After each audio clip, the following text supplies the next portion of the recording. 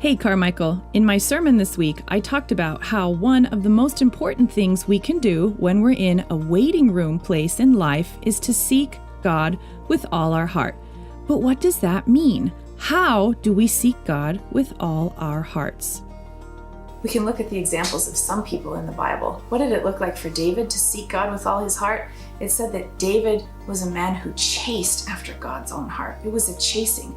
What did it look like for Jacob to seek God with all his heart? Jacob wrestled with God until he got an answer. What did it look like for Nehemiah? He had to go back and he had to remember how God had led him in the past. He had to believe in a dream that he had in his heart before anyone else even knew about it. What did it look like for Joshua to seek God with all your heart? He said you have to choose, you have to make a decision who you're going to serve, who's going to be the God of your life.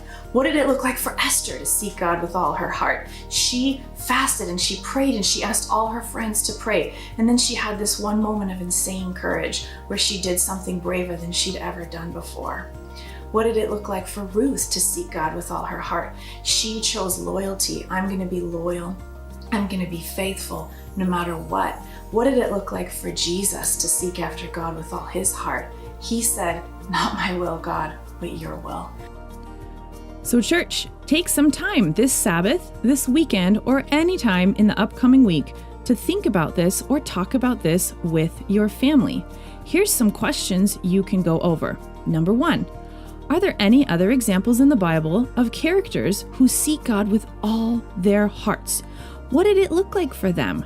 Think of the people I might have missed: Daniel, Moses, Mary or Paul, Enoch or Elijah. Maybe the people who came to Jesus for healing. How did they seek God with all their hearts? Can you think of others?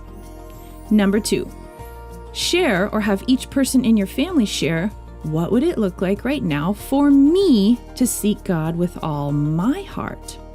Number 3, what would it look like for our family to seek God with all our hearts? What would we do different, better, or more of?